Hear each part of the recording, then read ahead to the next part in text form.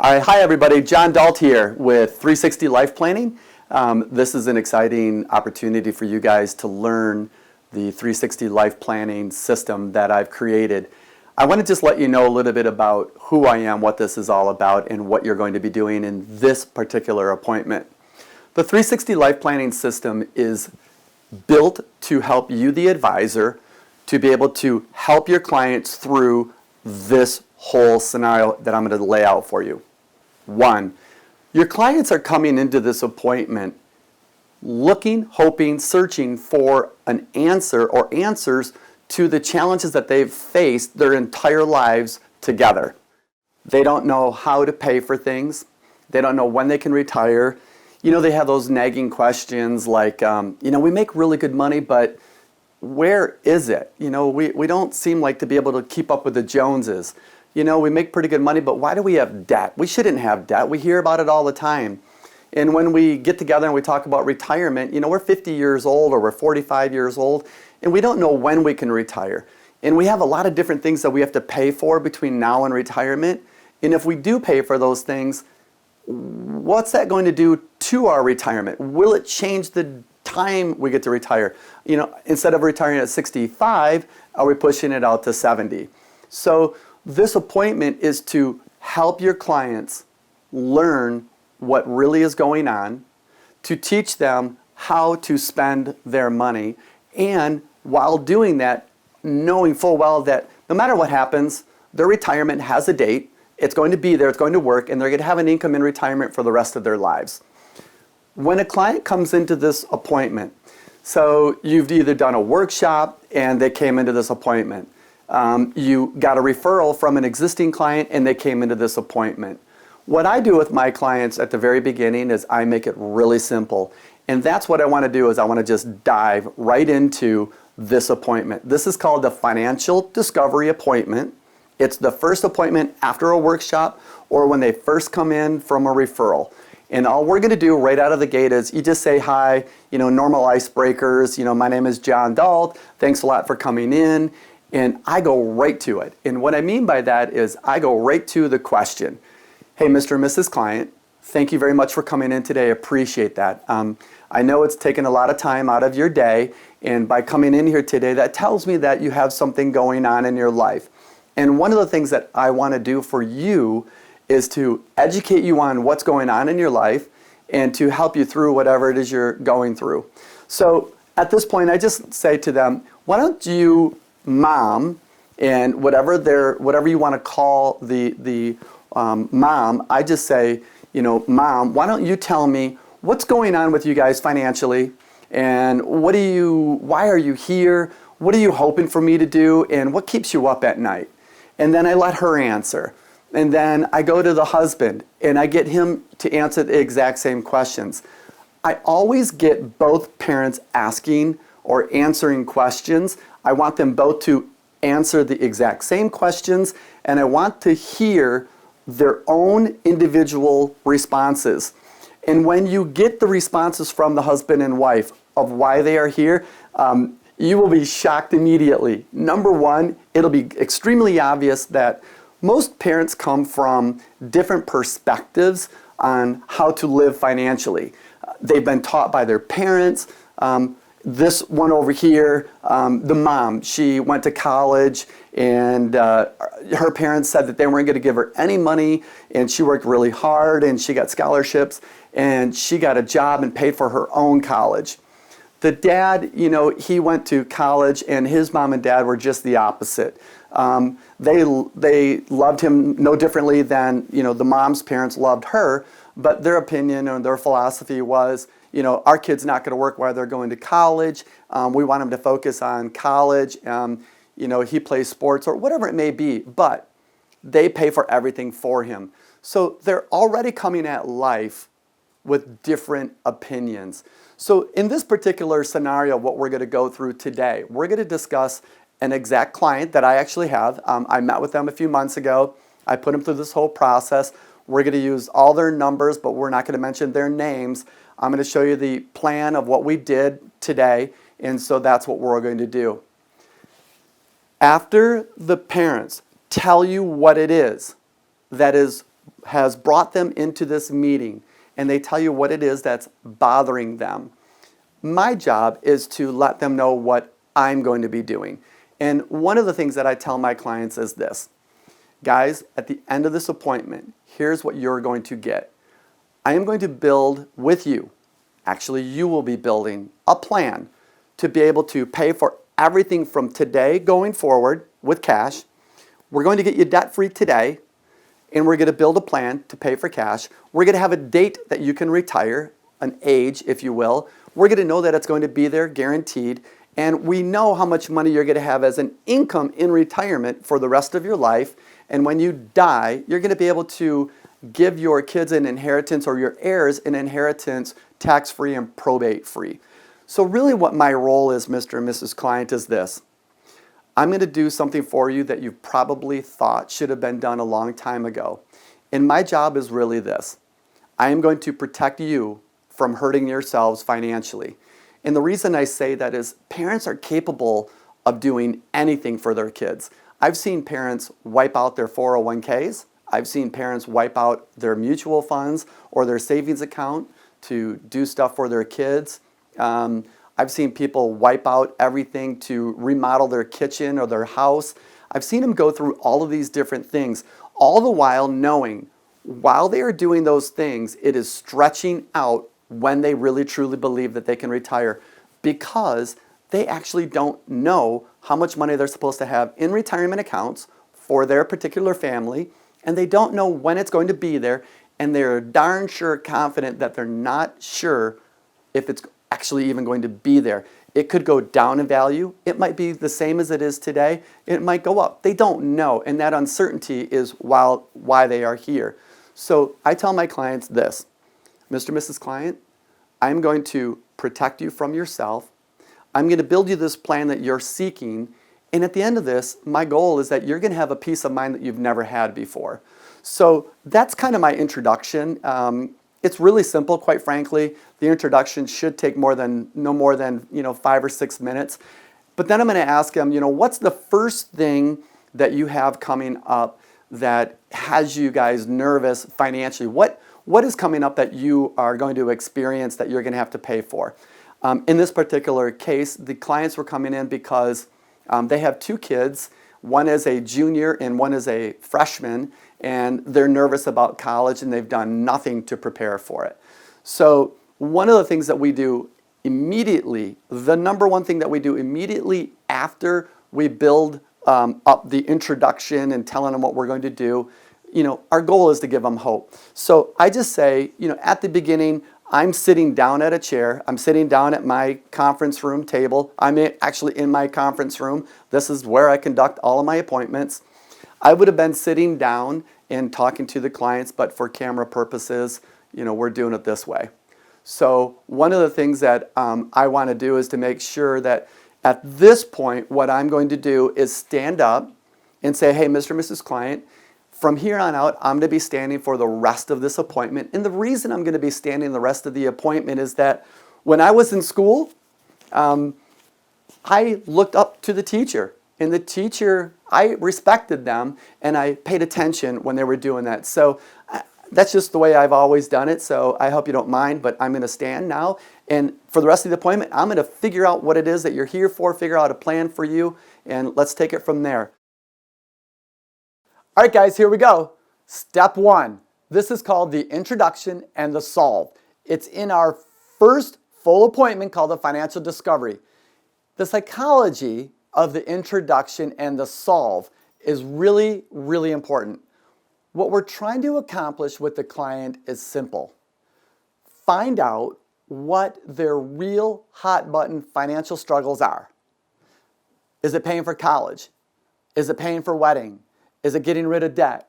Is it securing a good retirement date? Is it creating an income for retirement? Is it 2 or 3 of those in combination? It can be all 5 of them. It doesn't matter. The point is that what I assure my clients is that this is not a sales appointment. There will be nothing sold in this appointment. We're not going to talk about anything. What we're trying to do today is to figure out where you are financially, what it is that you're happy with, what you've done financially, what worries you have financially, and we're going to start talking to them about what are they willing to do financially to resolve their issues. So I'll give you an example. The couple says, they have 2 kids going to college. Great. What's your plan to pay for it? Well, we don't know. This is where I get serious with my clients.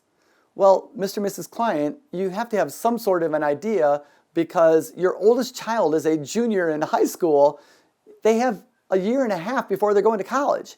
So I really want an idea, what were you thinking? And this is really cool. I'll give them I'll give them an example. Were you thinking about using your 401k or your IRA, your retirement accounts?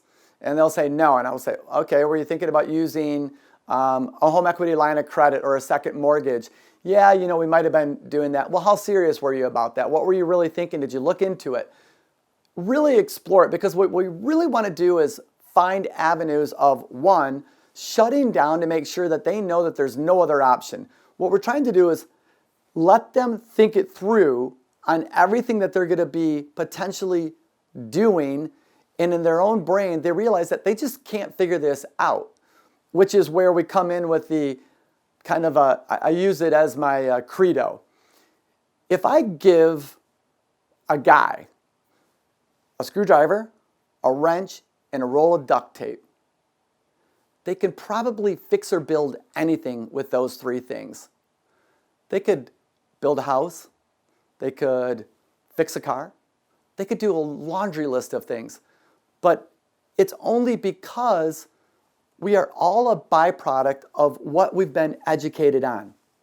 What I mean by that is most people don't have really original thought or an ability to create something out of thin air like a Thomas Edison, right, with a light bulb. Most people don't have that unique ability. What we do is we take in everything that we've been taught, and we can assimilate it in any order that we want to figure out things. But if you've never been taught proper financial planning, you won't ever be able to figure this out. It doesn't matter what you do. You cannot, because you've never seen it, you cannot come up with a logical conclusion of what we did in our financial discovery appointment. In 20 minutes, we took them from debt, not knowing how to pay for college and if they could retire, to being debt-free immediately. We paid college and they had $1.8 million in retirement accounts, and they could retire at 65 instead of 68. They could never get there because they have never been trained. Furthermore, this is where I'm going to start introducing them to drive the wedge in between them and their financial advisor. If you've been with your financial advisor for 3 years, 5 years, 10 years, what was their plan for you to do the things that we figured out? Well, they don't have a plan. Why don't they have a plan? What if it's not their fault? What if they've never been educated on how to do proper planning? What if they've only been educated on getting assets under management or how to sell you a $400 a month IUL life insurance policy? If that's all they've been educated on, then they can't actually figure out how to help you figure out how to pay for the things that you have to pay for between now and retirement. And while you're doing that, simultaneously saving money for retirement. So the goal of this appointment is to help them understand that not only can they not figure it out, the reason is they haven't been able to do it with somebody else is because maybe they don't know. So then we put the solve up. The solve is the coolest part. It's the riddle. What are we trying to solve for? What are we trying to figure out for this client? In this case, they wanted to pay for 2 kids going to college. I put it up on the board for a very, very important reason. It's the first time they've ever seen it drawn out. I want that number glaring, written out in its full form. 160000, $, underline, $160,000. That's what you have to pay over the next 6 years. What's your plan to pay for that? Tell me what it is. And then we break it down, like how are you going to do this first year? How are you going to do the second year? And in the third year, you're going to have 2 kids going to college. What's your plan to do that? Because it went from $20,000 to $40,000. How are you going to do that? So the goal is to really just get them to look at every option of what they were thinking about and get back to the final conclusion that they just don't know. That's your goal. explore everything and get to I don't know. John, we don't know. That's why we're here. Great. If I can figure this all out, what would it do for you? If I could figure out how to get you debt-free, kids paid to college, figure out how to pay for everything that you wanted to on your 360 Life Circle, have an exact date for retirement, and you had more money in retirement that you could spend, how would that make you feel, Mr. and Mrs. Client? Well, it would feel great. Well, this is what I say to my clients. Then buckle up. You're going to love this next hour. It's going to change your life, I promise you. And that's the end of step one. That's all it is. The intro should take maybe 10 minutes at the max. But the goal is find out what they're facing, what their hardships are, what they've done to get out of it, who have they figured out or asked help from, show it to them, ask them again, and get them to say, we just don't know, John, that's why we're here. If you can get to that point, the sale's over. It's completely over. So that's the end of step one. I wish you well. Review this. So now you get to watch. I'm going to break out from here. We're going to now add the video of step one of the live role play kind of demonstration that I did. So enjoy it. Review it over and over again. Get good at that one. It's really important. Thank you and happy selling. Now, video number 2. Okay, I got itch my eye. Hi everybody, I'm itching my eye. I don't know what just happened. It got itchy. Now I have a black eye for this one. Ooh! All right.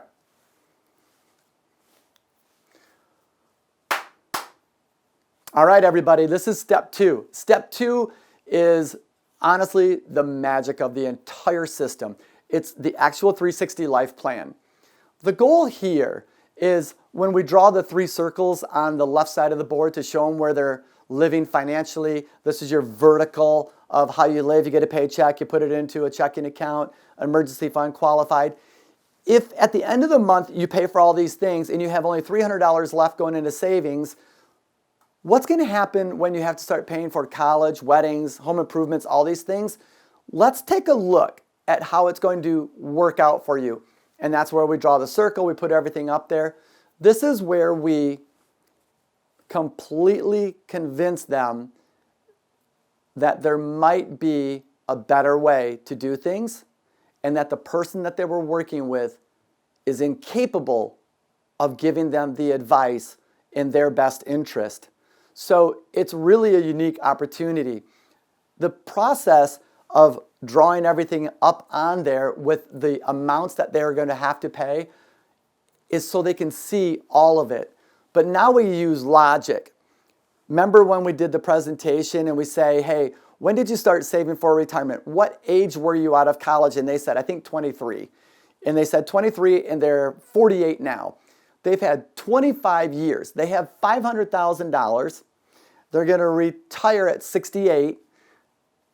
So it took them from 25 to 48, 23 years, or 23 to 48. It took them 25 years to save $500,000. They said they needed $1.5 million to retire, and they have from 48 to 68. They have 20 years, all those things to pay on the circle, and so that's why we write the ages. So you had 23 years or 25 years. It took you to save $500,000.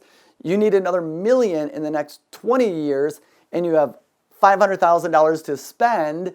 What's the likelihood that you actually are going to get to 1.5 million? And let them answer it, guys. Let them answer it. Let them just sink in and say, not very good. Well, what is that going to do for you if you don't get there? Well, we don't know if we can retire. Well, what if I could show you a way that you could get there, and it's after you pay for everything that you would guaranteed have enough money at retirement to retire, and you would have an income equal to 150% of what you're living off of before you retire for the rest of your life after you pay for everything on the circle. If we could do that, would that change your life?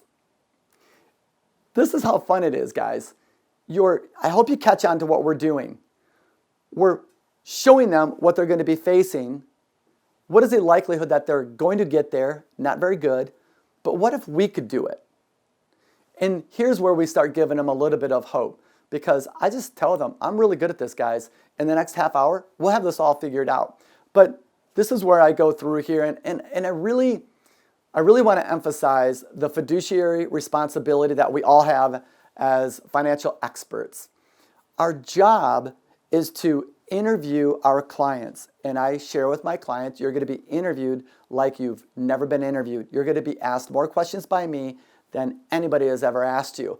And the reason I need all of this information is because I have a fiduciary responsibility to give you financial advice in your best interest without consideration of my personal financial gain. So, Mr. and Mrs. Client, your advisor knew you had kids. What was their plan for you to pay for college? 2, what was their plan to pay for everything on the circle of life? I want to know precisely, in detail, what their plan is for you to do those things. Well, we don't have one. And I said, well, what did they say they were going to do for you? Well, most of the time it's we were going to discuss it when we got there. And I said, that's called winging it. How much comfort and peace of mind does that provide you? None. So one of the things that all of our clients, listen to Mr. and Mrs. Client, all of our clients have this. They all have a plan to get debt-free, to pay for everything on their 360 Life Circle, have a date for retirement, an income in retirement that will never run out, and when they die, they leave 100% of their net worth to their heirs, tax-free and probate-free. Do you want a plan like that? Yes. How do we get it? Well, let me show you. So the psychology of this part is to start looking at it, going through and saying, we're never going to be able to do all this stuff, honey. We're never going to be able to do it. And then I want them to understand, you've been working with somebody. What have they been getting for all of this? And, you guys have $500,000 in mutual funds right now. And what do you think an advisor charges you for a fee or a management for the broker to do that? And they'll say 3%, 2%, 1%. I use 1%. They get 1% of your $500,000 every year, no matter if the market goes up or down. They make $5,000 a year. We have 25 years to go before retirement. So that's $125,000 they're going to make. Mr. and Mrs. Client, are you guaranteed to make $125,000? Because your advisor is, whether or not you make money or lose money or stay the same, they're going to get paid $125,000 minimally. What did they do for that? They didn't even give you a date for retirement. You don't even know how much money you have to have in retirement accounts. You don't know if you're going to have enough money for income in retirement. You don't even know if you can pay for anything between now and retirement. You told me that if you did, you thought it would have to delay retirement. So what are they doing for that money? If I could build this plan for you that accomplishes all that, what would it do for you? It would change our lives. This is where you keep hitting them with. When you get advice, is the advice that you get always in your best interest? No. Well, here's what's really cool. I'm going to build a plan that's going to rock your world. You're going to help me build it, and we're going to find a perfect product to put that plan in, and you're going to build that product. So you're going to love this next part. So that's it. That's it for step 2. It's called the 360 Life Plan. It's called showing them how to do it, and that's the beauty of it. So step 2 is really, honestly, if you can get through that part of it, again, the sale is really done in step 1. They just don't know it. Step 2, if you show them it, they're already committed to working with you because you've already come across as the expert that they've been looking for. Don't underestimate the power. If they've gone to your workshop, they do not like their financial planner. If they came in for an appointment, they really don't like their financial planner. They want somebody new, and if you get through the 360 Life Plan circle, they should be literally drooling to become your client. So review the plan, watch the video. I'm sure you're going to come away and go, man, this is so easy. It's so awesome. So good luck. Let me know how it goes. Let us know how it goes. Get in touch with your coach and make sure you keep in touch and work with this. So that's it, guys. Good luck. So Mr. and Mrs. Client, you told me that your first thing that you have to figure out is how do we pay for the kids' college? So what we do in our appointment, we have a solve. What do we have to solve for? So I just write that right on the board. We have to solve a riddle. The riddle is what is coming up that is causing them angst or consternation. So in 2020, they have 0 college costs. So I put a little smiley face in there, and I do that all the time. In 2021, I stop and I just ask my clients, good, you have kids going to college. How much do you think, after all of their financial aid, scholarships, and everything else, how much do you think your responsibility, what have you two agreed upon as the amount that you're going to pay for college? Here's the fun part. I promise you, he had his parents pay for everything, and she had her parents pay for nothing. He's going to say, we're going to pay for everything, and she's going to say, well, we want them to pay for some of it. So we'll debate that with them, and we'll get down to a number, and it's basically around, I just introduced to them, guys, on average nationally, it's about $15,000 to $20,000 for a parent out of their pocket after all financial aid and loans are doled out. There's about a $15,000 to $20,000 amount that's left over. So all I do is coming to the table to go to college. What happens to the cost? Does it stay at $20,000 or does it double? And in my experience, it typically always doubles. So instead of paying $20,000, they're going to pay $40,000. So in 2024, they're going to pay another $40,000. At the end of 2024, the reason I put the line up there is that the first student should be graduating. So at the end of 4 years, student number 1 graduated, so our cost is going to go back down to $20,000. 2026, it's going to go down to $20,000. And then I just put a line right there, and then we just add it all up. $20,000 times 4 is $80,000 per student, times 2 is $160,000.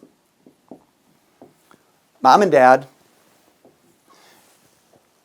you have a bill for $160,000, 1, 2, 3, 4, 5, 6, 7 years. So in 7 years, you have to pay for $160,000. Gosh, if you do the quick math on there, and I do this with all my clients, mom and dad, let's get a real number. So I grab my calculator. Everybody's got a calculator on their phone. So I go 160,000 divided by 7 years. It's $23,000 a year average.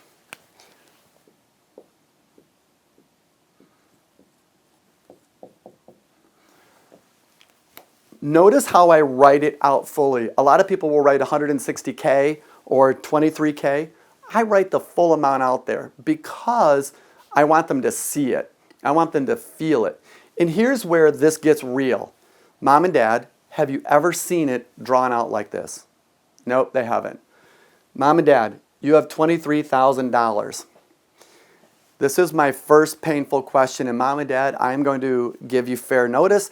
I'm going to ask you hundreds of questions because I don't want to tell you everything that I know. I want you to figure this out with me.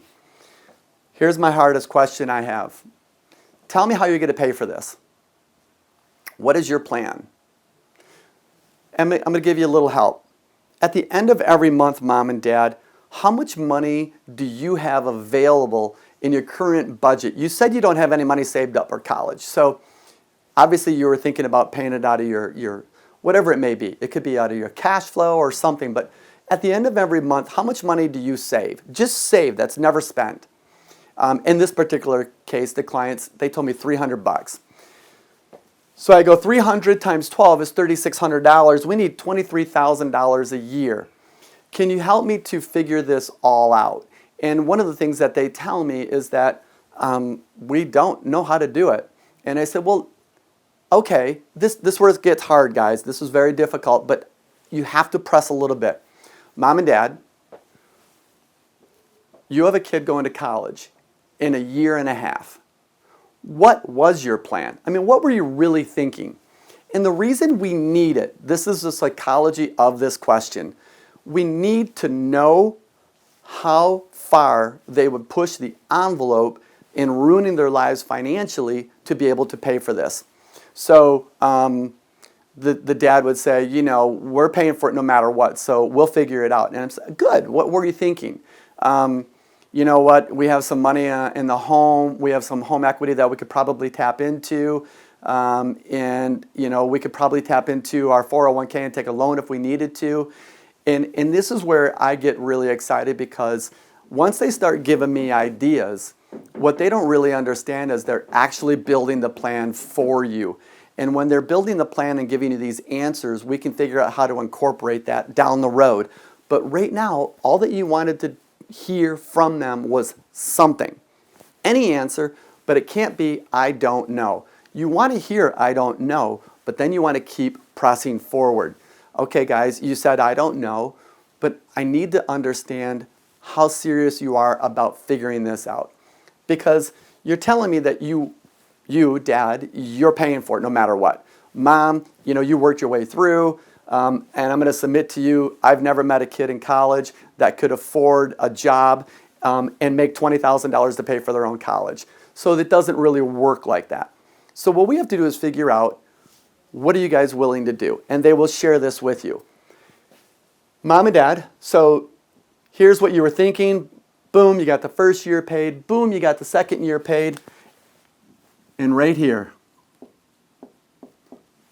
39% of all parents that are trying to wing it to figure out how to pay for their kids to go to college, 39% because they don't have any more money. They can't figure out how to do it. There's no more winging it available. And so they're at that kind of like that done. They're just done. Here's my question.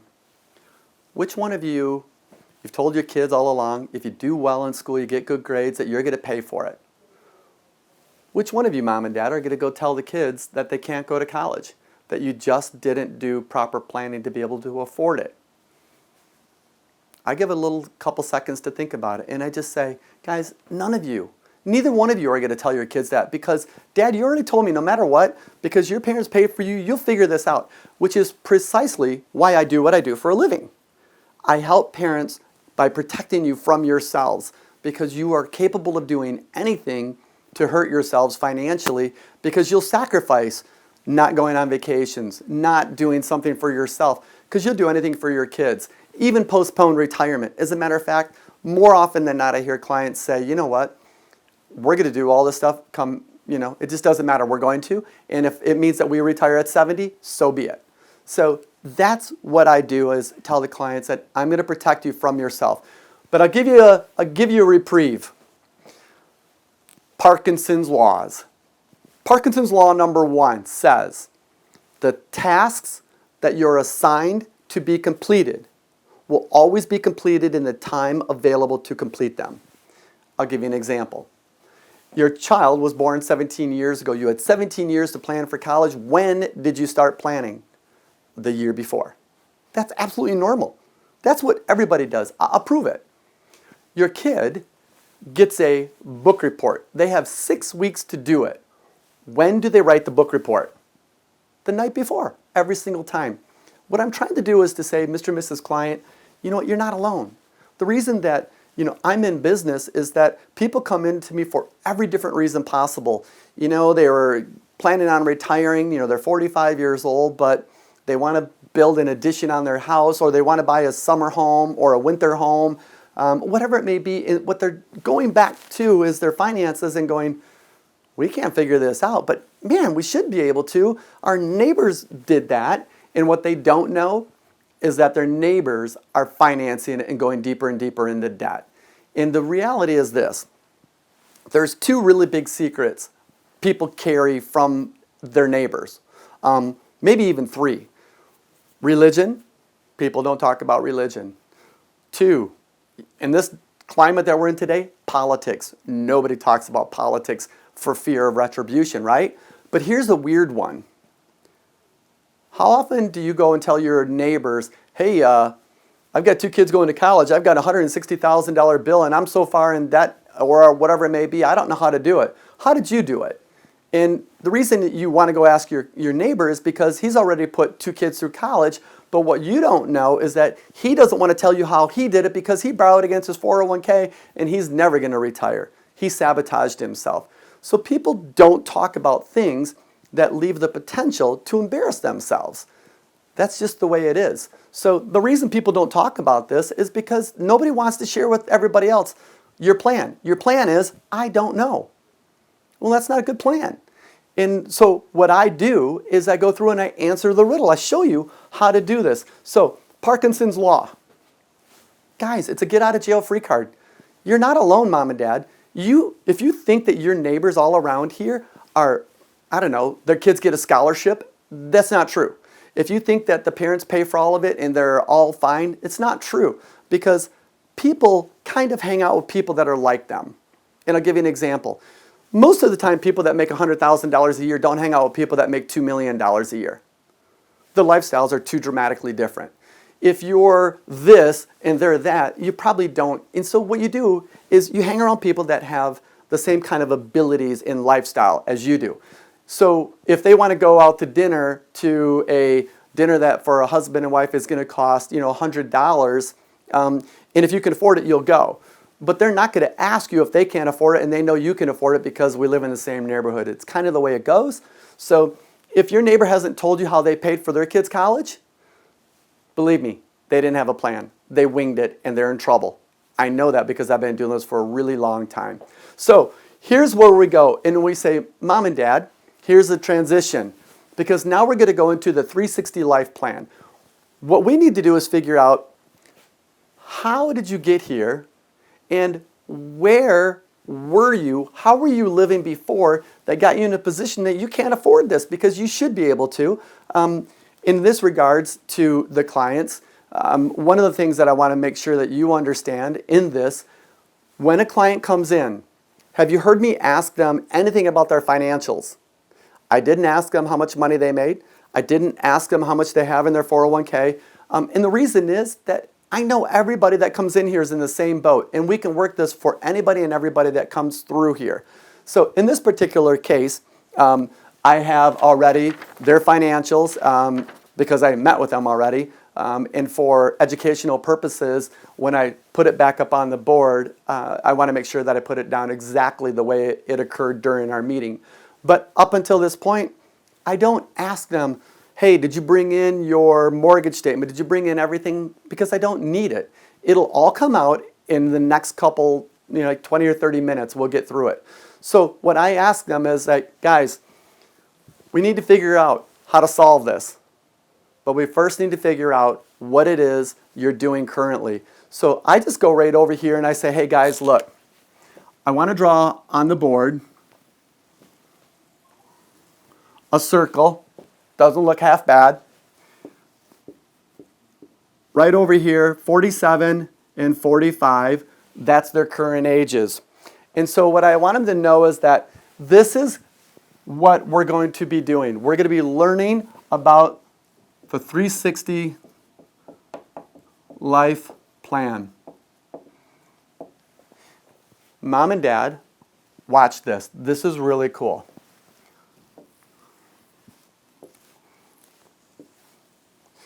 You get a paycheck. I presume every couple of weeks you get a paycheck.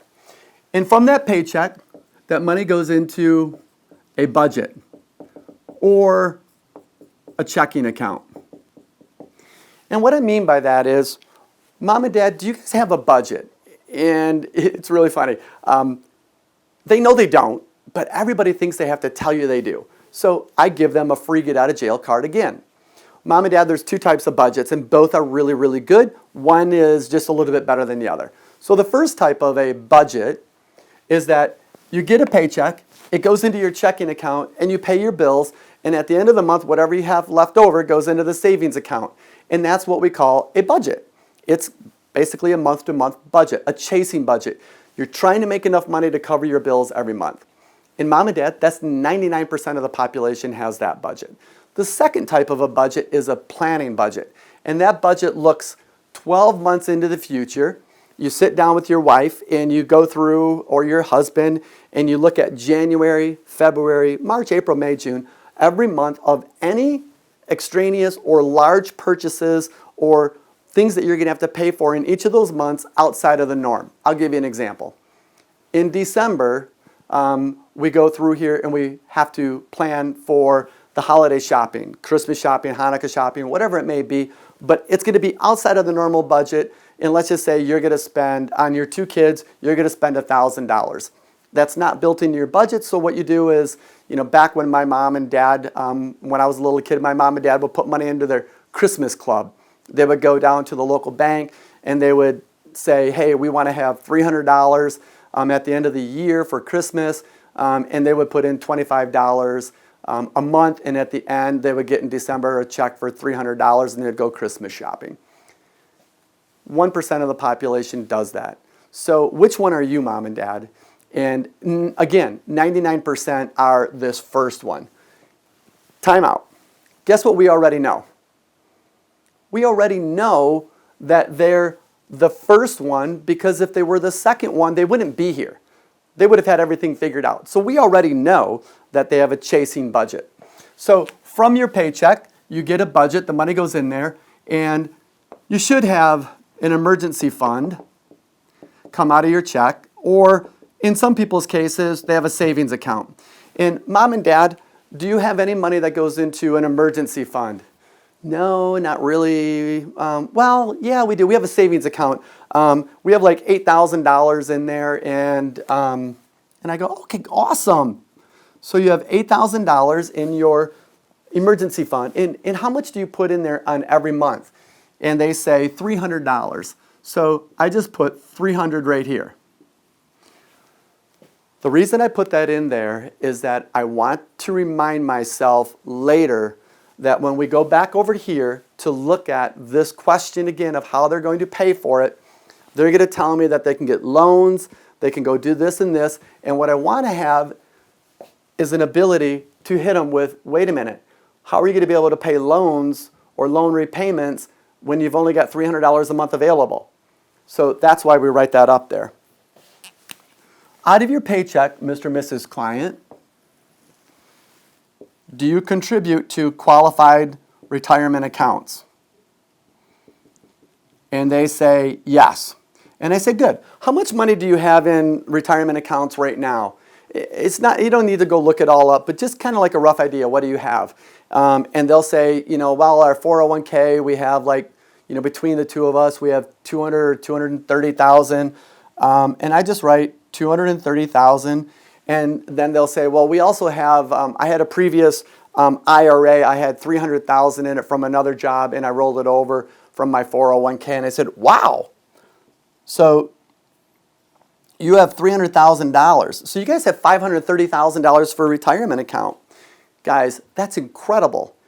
And what I'm doing here is, remember, we've already kind of beat them up over here. So I want to make sure they feel good and understand that they've done some good things.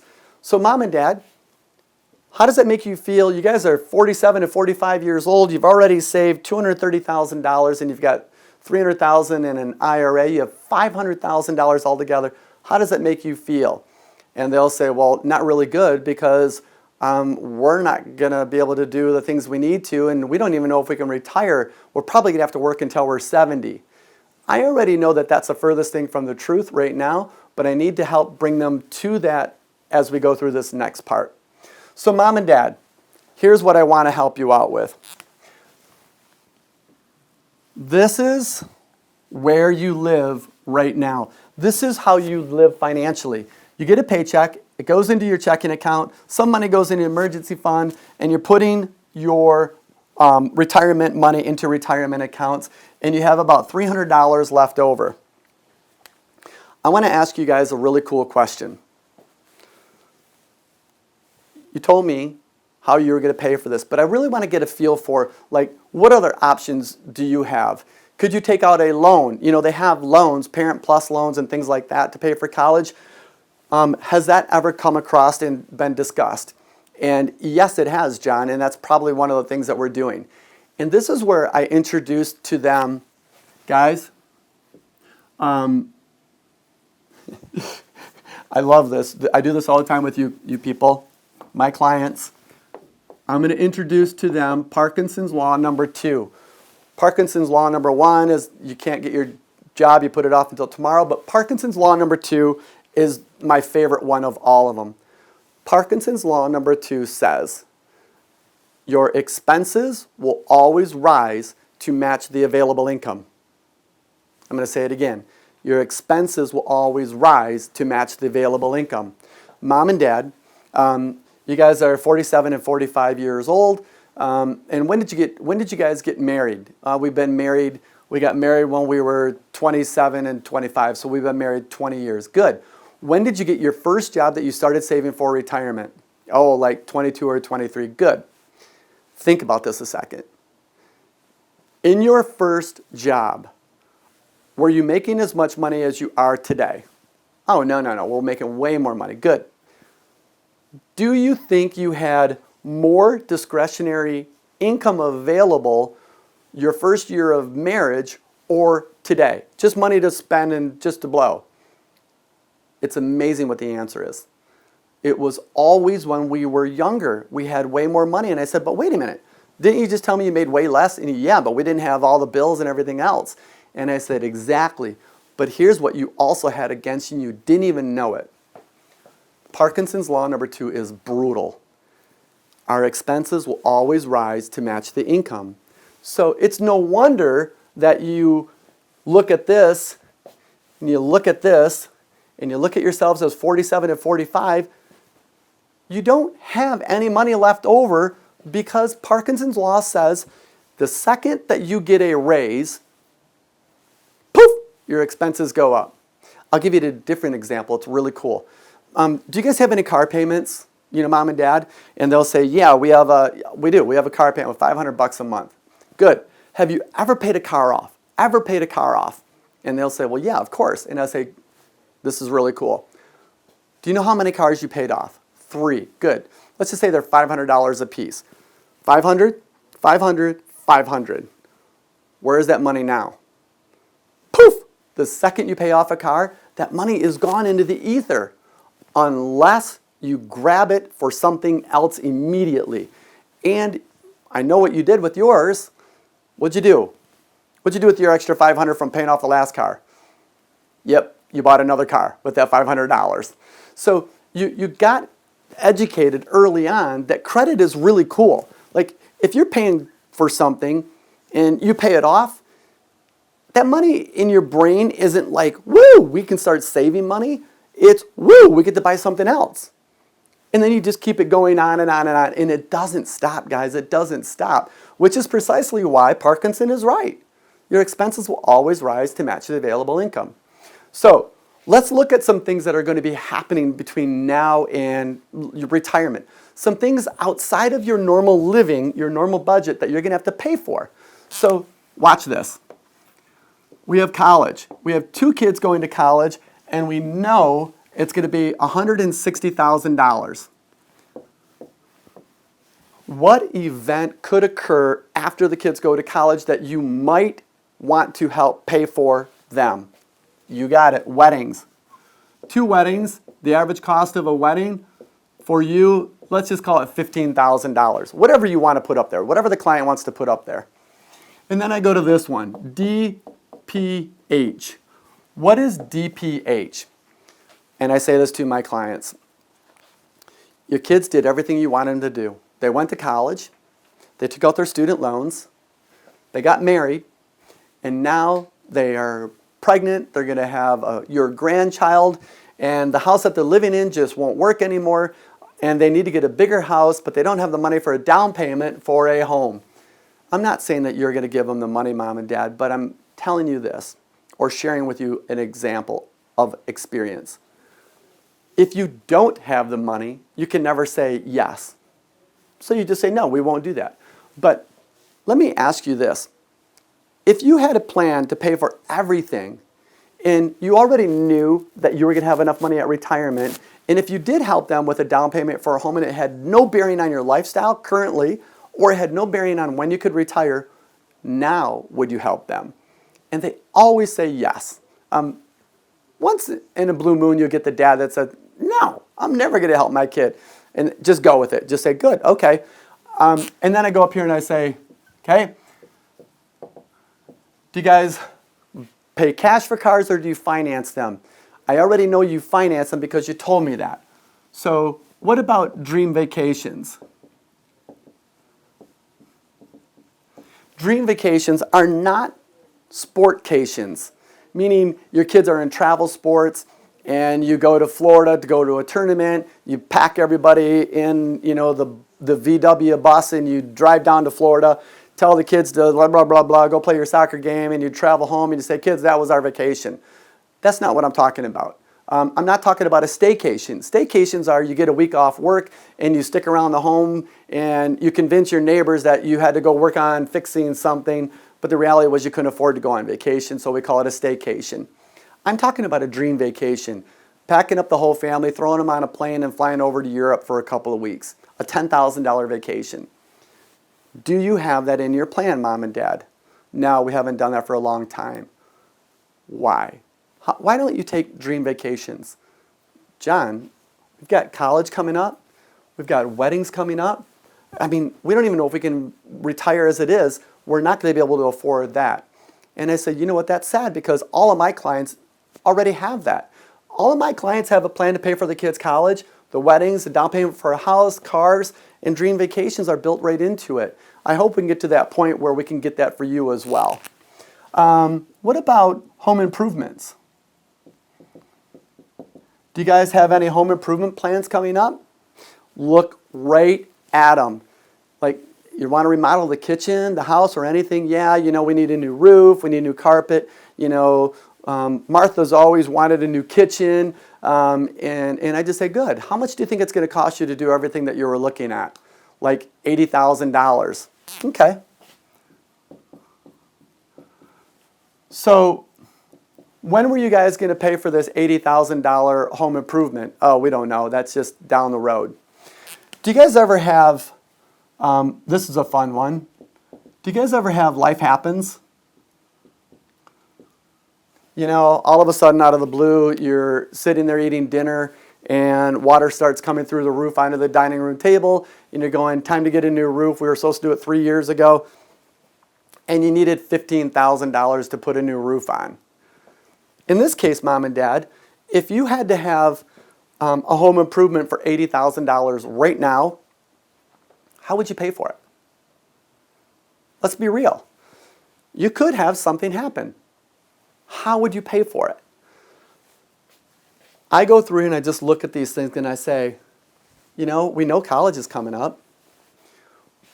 When you look at this whole thing, couldn't all of these events happen in the same year?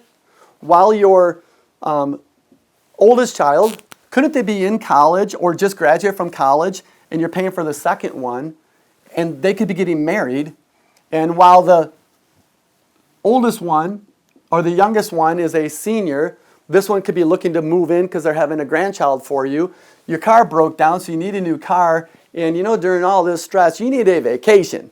So we go on a nice dream vacation, and all the while your wife is saying, we need to do that home improvement. What if all of these things happened all together? I mean, I'd say this because it could happen. And honestly, Murphy's Law is real. While you're paying for this kid for college, something is going to happen. What's your plan to pay for it? And I hit the clients with that over and over again. So, mom and dad, this is retirement. How old do you think you're going to be at retirement? Tell me how old do you think you really are? And they say 65, 68, it doesn't matter. Just write whatever number they tell you. And I say, good. You retire at 68, and the average life expectancy is 82, and that gets you to dead. So here's what I look at. This is where you live right now. Here you are at 47 and 45. You have all these things to pay for before you retire. And when you retire, you have 14 years before you die. You currently have $500,000 in retirement accounts. How much do you think you need, mom and dad, in retirement accounts? And let them come up with an answer, because it's really important. Whatever their answer is their answer. But get an answer. And I will share with you, the answer is always between $1 and $2 million. It doesn't matter to me what number you use their number. In this case, the clients told me they needed $1.5 million. So, mom and dad, you think you need $1.5 million. Where did you get that answer? Did you make it up? Did you read about it? Did somebody tell you that? And they really, honestly, most of the time, they have no idea. And they'll just say, we just think that's what we've heard. And my question immediately is, well, you told me you have $300,000 in this IRA right here from your previous, your 401k. So you're working with an advisor. Do you guys have an advisor you're working with? And they say yes. And I say, great. Has your advisor told you how much money you need in retirement accounts? And they say, no. But they also say that, John, you have 21 years, just keep saving a lot of money for retirement. So watch this. This is where it gets really kind of fun. So mom and dad, you started saving when you were 22 years old and you're 47 years old. You've been saving for 25 years. You are currently 47 and you're going to retire at 68, which is 21 years, right? You're going to retire at 68 and you're going to die at 82, which is 14 years. This is the logic of how to have fun with this with your clients. So mom and dad, between 22 and 47, which is 25 years, you saved $500,000. Between now and retirement, which is 21 years, you're telling me that you need to save another $1 million and you have all of these things to pay for between now and retirement. And watch what I do. You have $160,000 to pay for college. You have $30,000 to pay for a down payment for weddings. You have 2 kids at $20,000 each down payment, so you have $40,000. You have, I don't know, what are you going to buy? 4 more cars between now and retirement at $30,000 each, so you have $120,000 of cars. You're going to go on 5 dream vacations at $10,000. That's $50,000. You're doing an $80,000 home improvement, and you have a couple life happens events. So you're telling me that you have $160,000, $200,000, $350,000, $400,000. You have $500,000 of things to pay for between now and retirement. You have less time than you had between when you first got your job and now. You have 21 years.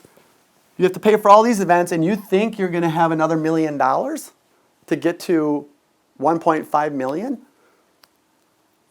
Be honest with people. And I just ask them, literally I implore them, do you really believe that that's going to happen?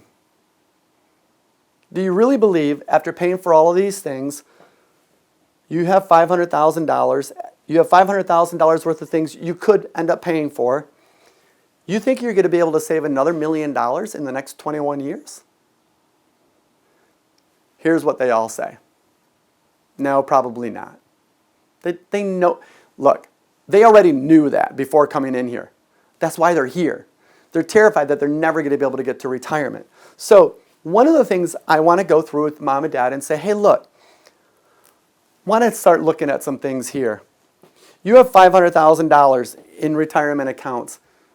The person that is holding your money, your planner, whoever it is that money wherever it's at? Is that money guaranteed to increase in value so you know it's going to be guaranteed to be worth more at retirement? Or could it lose value? Well, yeah, it could lose value. And I'm like, ouch. How does that make you feel? You're planning for retirement. You have all this stuff to pay for. And what happened to your accounts in 2009? The market went down 46%. What if at age 67, you worked really hard and you made it to 1.5 million, and the day before you retired, the market went down 46%? Don't think that that didn't happen to a lot of people. a lot of people ended up working longer and longer and longer because they lost a lot of money. So here's my question I have for you. This person is managing your money. How much do you think they get paid? What is their commission, or what is their fee, or what is their management fee that they charge every year for that? Let them give you an answer. They know, but they don't really know. But the answer is somewhere around 1%.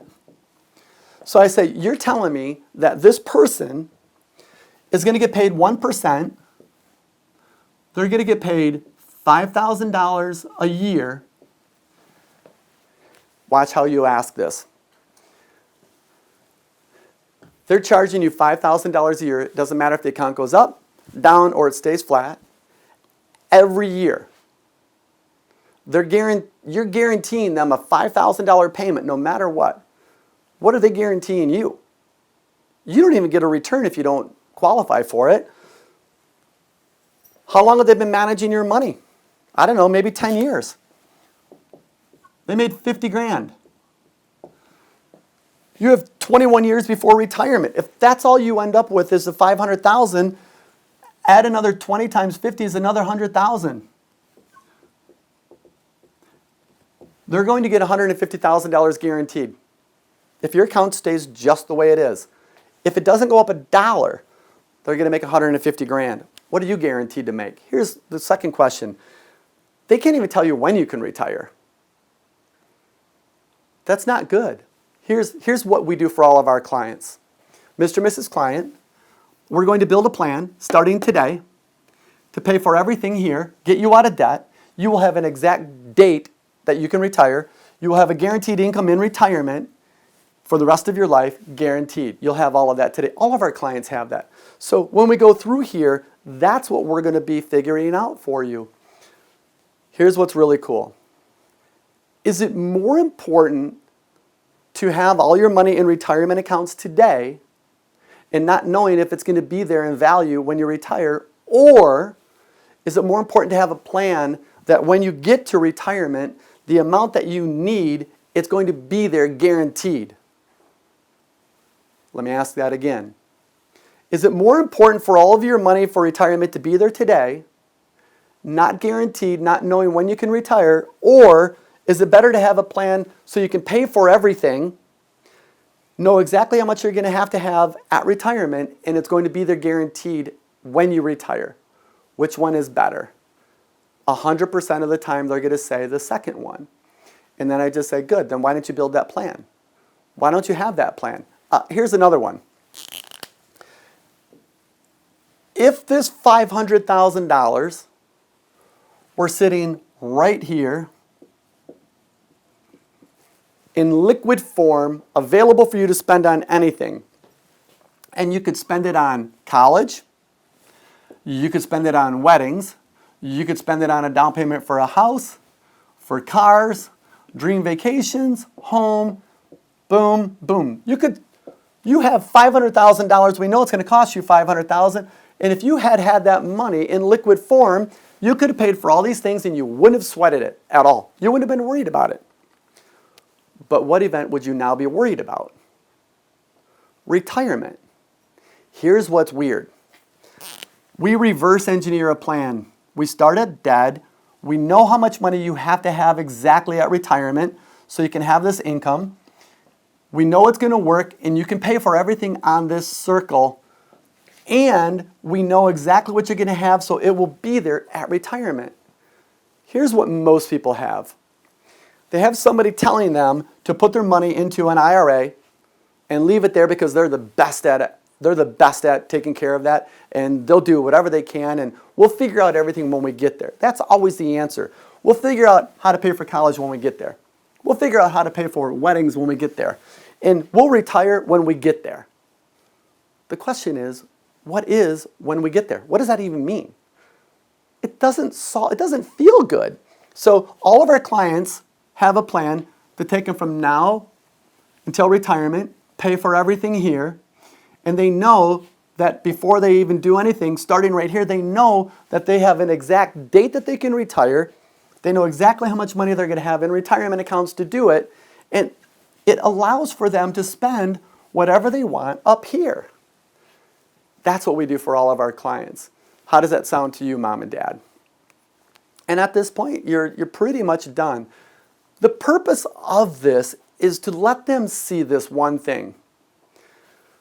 Mom and dad, could all these things happen at the same time? If it does, I don't care, take any two, any three of these things. If it does, Parkinson's law says you've only got $300 available to spend. Your advisor has told you we'll figure it out when we get there. They haven't even figured out how to pay for your kids' college, and you're there. Believe me, you're there. They have never figured out how to pay for weddings. Here, let me ask you a question. Do you think your advisor knows you have 2 kids and that you guys want to pay for them to go to college? Yes, they do. And I said, well, what's their plan? Well, we never really got to it. You know, they mentioned it one time, but we just said, you know, gosh, we don't have the money to do it. That's not fair. It's actually not right. And I'll explain to you. Anybody that helps you with your money has a fiduciary responsibility. The fiduciary responsibility says you will figure out how to best handle their money and to do the things that they want, the client wants, without consideration of your financial gain. You just told me that you don't know when you can retire. You don't know if your money's going to be worth more or less. You don't have a plan to pay for anything up here. What have they done? I don't get it. I just don't understand what they've done for you thus far. So what we're going to do, if you don't mind, we're going to take the next 20 minutes and we're going to figure out how to pay for all these things. Do you mind if we do that now? And they'll say, of course not. Yeah, let's do it. Let's go. So I go through here and I erase everything. So I go through here and I erase everything except the solve. I don't erase the solve. Why don't I erase the solve? Because when we build this plan, we got to prove that when we put our plan into action, it'll actually work in paying for their kids' college. All right, guys, welcome back to step 3. Step 3 is called build the plan. This is where literally you take clients from, they feel like they've been in a ring with Mike Tyson and that you've just beaten the heck out of them and convinced them that they'll never be able to do anything. But at the end of step 2, you told them that in the step 3 in building the plan, we will figure it all out. Step 3 is honestly so fun for me because I draw everything out there, their income, their assets, retirement accounts, everything up there. And I say, guys, look, I'm going to build a plan for you without changing your lifestyle, without you going broke, and you'll be able to pay for everything on the 360 Circle and you'll be able to retire. But I'm not going to give you any of my money, so we have to use your money. The key part of Parkinson's Law number 2 says your expenses will always rise to match the available income. You have all this money going out, and you have $300 a month that you're saving. So therefore, if we can keep the money going out, no matter what, you should be okay with your budget. And so I asked them, right now, are you guys comfortable with your lifestyle? Do you like your life right now, the way it's set up? And what I mean by that is if I freed up $3,000 a month for you guys to have available, would you guys go crazy and buy a $500,000 cabin cruiser for, going out on the water?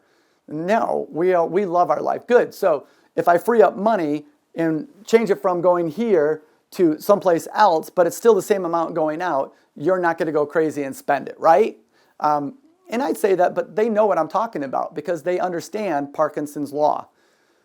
The whole beauty of step 3, it's called building the plan, is that you're getting them to literally buy into the concept that theoretically, if we were to do some changes, get them to say, yes, theoretically, we would love to see what it could do for us. Because in the end, every single thing that you've put on that board, we change it. Every single thing is changed up. And as we all know, the psychology behind change is hard. Change is painful. Unless the power of what you're changing to is greater than the pain of what you're going through to do the change. So if the benefit outweighs that pain, they will be all in. Bam, bam, bam. And I will tell you from hundreds of clients going through my system with me personally, and I still do this with my clients on a personal basis for my personal production. Clients, this is where you will get clients to cry.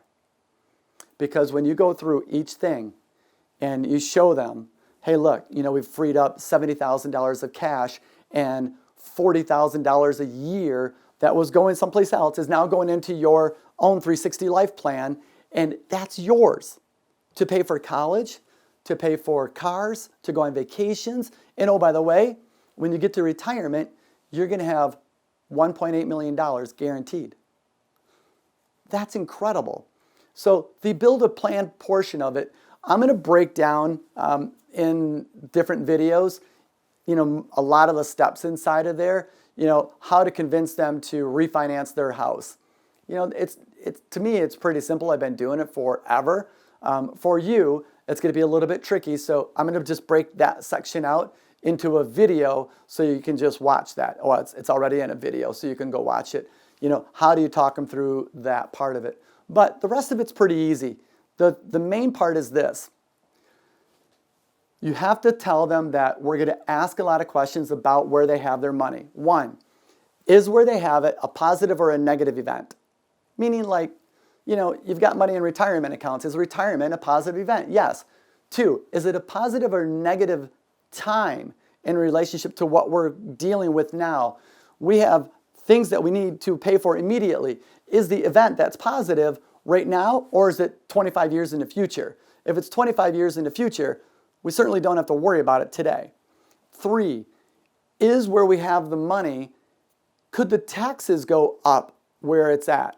A client has money in some vehicles, and the benefit, you ask them, what was the benefit? And they said, well, I'll put it in there to beat taxes. Great. We're $22 trillion in debt as a country. The federal government makes money by taxation to pay down the debt. Do you think in 20 years from now when you retire, taxes will be up, the same, or down? 100% of the time. I've never, ever had a client say down. I've never had a client say equal. They all say up. And I said, where you have that money, is it guaranteed? You've got $30,000 in your IRA, your IRA. You have $30,000 in there. In 20 years, is it guaranteed to be at least $30,000? And it's not. Well, what do you think it could be? $60,000. It could double. Okay. Could it go down? Yeah, it could go down to $15,000 because in 2009, it went down 50%. So this is the key question. So Mr. and Mrs. Client, let me paraphrase what you're telling me. Where you have your money, it could go up in taxes. Well, no, as a matter of fact, you said 100% you're guaranteeing that it's going to go up in taxes. It could go down in value, and you can't access it to take it out for anything without penalty or taxation. So help me out and understand what's the benefit of keeping it in there. Hypothetically, if I could show you a way to get what you want by rearranging it differently, would you allow me to show you what it could look like?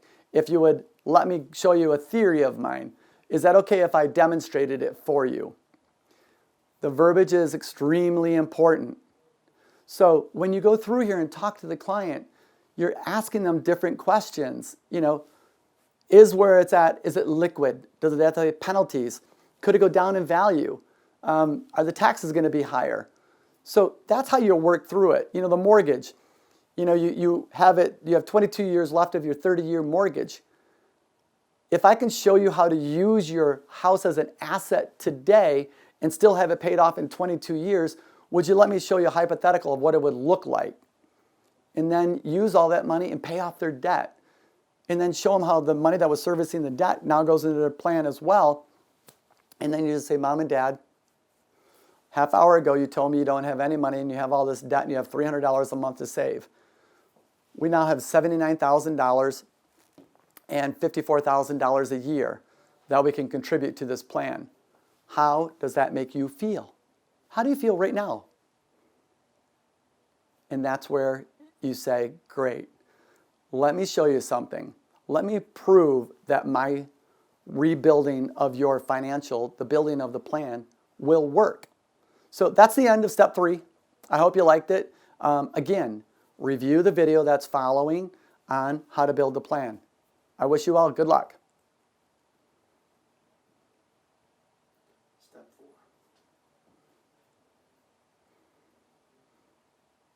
Approve it.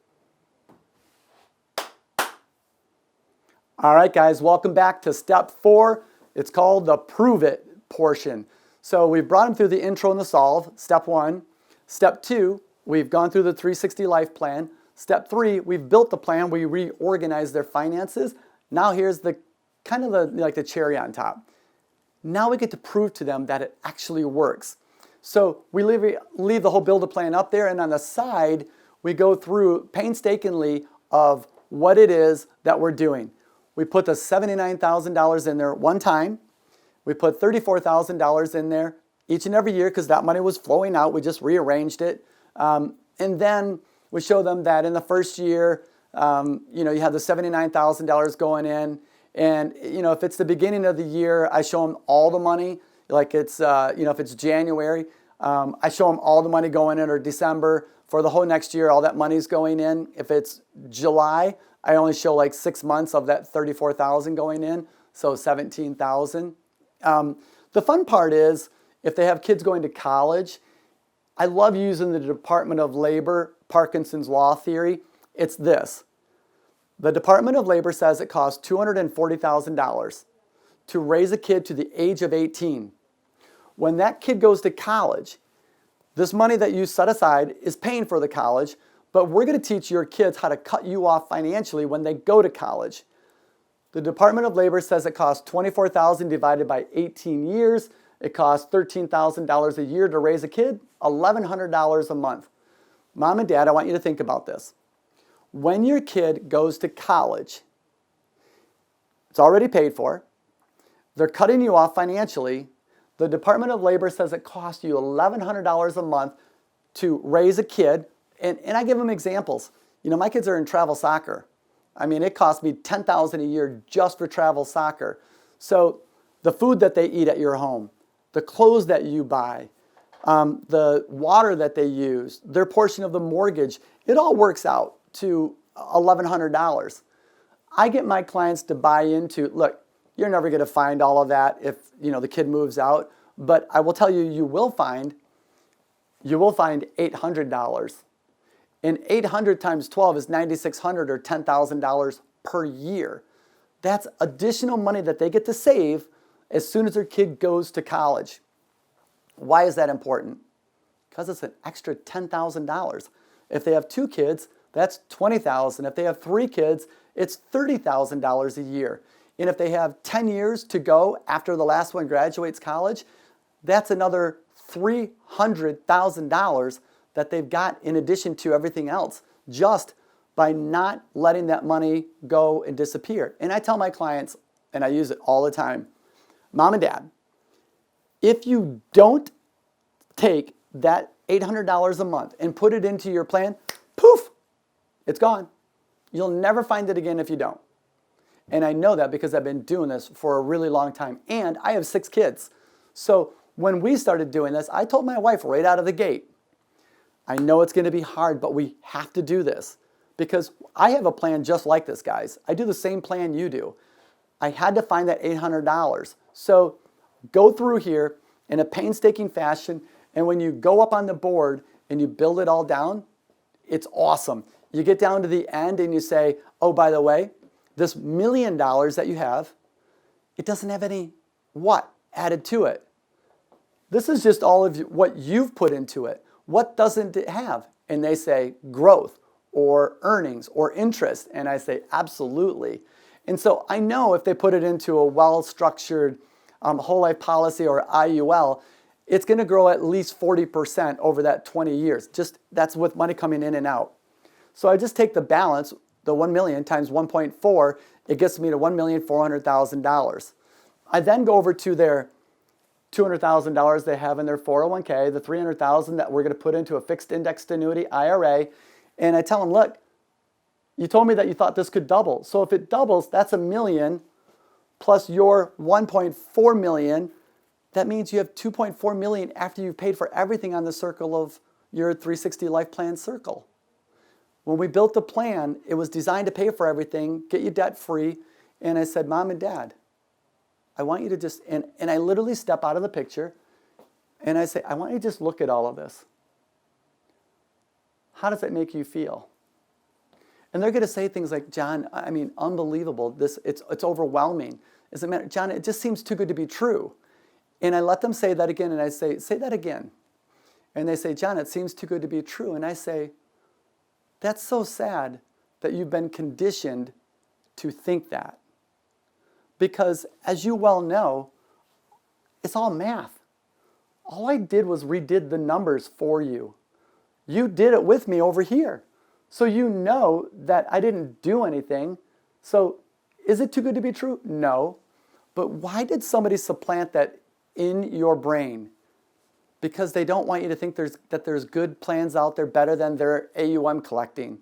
That's all it is. It's a sales tactic they use. If you hear something that's guaranteed to work, nothing's guaranteed. That's not true. That's illegal to say that, because this plan is guaranteed to work 100% of the time so long as they follow it and they put it into the right vehicle. So this part here is the end of the appointment, where I just say, this is the first appointment. I say, Mom and Dad, I want you to take a picture of this. I'm going to take a picture of it. What I want you to do on your way home is to learn how to talk to each other financially. I want you to start talking to each other. Take the picture, and who's ever not driving, say, hey, John was talking about this, and this, but I mean, what if it works? And I say this to my clients. Ask yourselves, what if his plan really worked? What would it do for our lives? What did it take for us to get there? I mean, all we had to do was stop doing what we're doing and change it, and it makes it all happen. So that's the goal of it, guys. Watch the rest of the video. Watch what happens in it. Watch what we do when we're building the plan. Learning the verbiage is really easy. I promise you it's really easy. And obviously we have our regular webinar calls that we go through it. So good luck, and I wish you well in learning it. So this, Mr. and Mrs. Client, is where we call it, we're going to build the plan. And by building the plan, what I mean by that is we're going to look at everything that you've done financially, where your money is, anywhere you have money, any bills you have. We're going to look at it all. And from there, we're going to build a plan to solve for this riddle. So without further ado, this is Mom and Dad. This is called assets and liabilities. Assets and liabilities are, we have money and we owe money. And for advisors out there, this is where the magic happens. This is the most fun you're ever going to have, because it will change their lives dramatically. So we want to also look at if they have money flowing someplace monthly, and if they have any balances any place. I have not asked my clients anything financially yet. And so what I'm going to do is start right here. And I'm going to say, Dad, so whatever their name is, it doesn't matter. Put John. John, what's your income? And he says, it's $135,000. And I say, good. And do you have any money in a 401k or a 403b? He says a 401k. So I write 401k. And then I say, how much are you putting in on a monthly basis? And in this case, he's putting in $1,300. Then I say, out of that money, is any of your money matched? And he says, yeah, around a third, like 3%. And I say, good. So how much do you have as a balance in there? And the balance is $197,000. And then I say, Mom, and her name is, I don't know, Ellen. Ellen, what is your income? And Ellen says, my income is $50,000. And I say, great, what do you do for a living? John, what do you do for a living? And he says he's an engineer. And I say, Ellen, do you work, you make $50,000 a year, what do you do? And she says she's a teacher, and she makes, oh no, she was a nurse, sorry. She has a 403B, and she has no match, and she's putting in $300 a month, and she currently has $37,000 in her 403B. And then I just go through it. I'm going to go through everything that they do, and it's really simple. You're just going through the retirement accounts. So, Mom and Dad, do either of you, I know that we said in our last part, there was a $300,000 or something from a previous job. Whose was that? And John says, oh, that's mine. And I say, good. So you have an IRA. And how much is in it? Do you think, just a rough number. And he says, I have like $310,000 in my IRA. And you notice up here, I do abbreviate it. I write 197 and I put K on there, and I always put a dollar sign. Doesn't matter. That's just what I do. And it keeps it simple for me.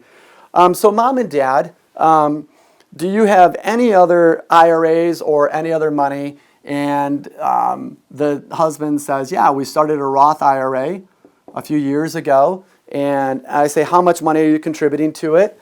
And he says, we're putting in $200 a month. And how much do you have in it? And he says, we have $9,000 in it. And I say, fantastic.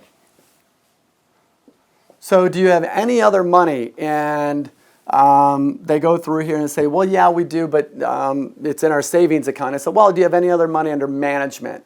And they say, no. So I said, okay, so this is that savings account they told us about already. And Mom and Dad, ask them again. You should know the answer already. You're saving $300 a month. That's that money left over from the budget. And you currently have $18,000 in their savings account. And then I go through here and I say, well, Mom and Dad, do you have any more money laying around in any other brokerage accounts or anywhere else? And they say no. And I say, good. Do you have a mortgage? Do you own it, or does the bank own it? And they'll say that they own it. And I just say, do you have a 30-year? And they say yes.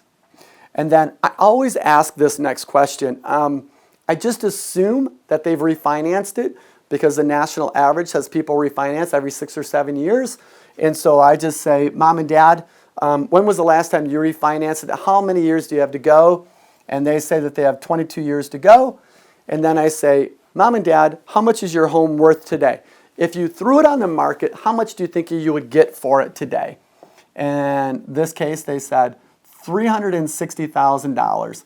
And I say, wow, fantastic. So how much do you think you owe on your house right now? Nobody really knows the answer, but they have a ballpark. And in this case, they said that they thought they owed $200,000. And I said, great. What is your principal and interest only payment? Not your taxes and insurance, but your principal and interest only. And they said $1,647. And I said, good. So, Mom and Dad, do you have any what we call home equity line of credit against the home or second mortgages? And they said, oh yeah. We took out a home equity line of credit. We wanted to pay down some credit card debts a couple of years ago. And we currently owe $13,000. We're down to $13,000. We had like a $20,000 balance. It doesn't matter what their balance is. What matters is, well, how much are you paying? And it's really funny.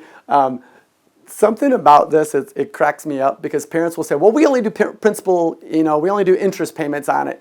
And I've said, good, that's great. How much do you make as a payment? And they say $250 a month. Good. Mom and Dad, do you have any other homes? Do you have any rental properties? Do you have any cottages?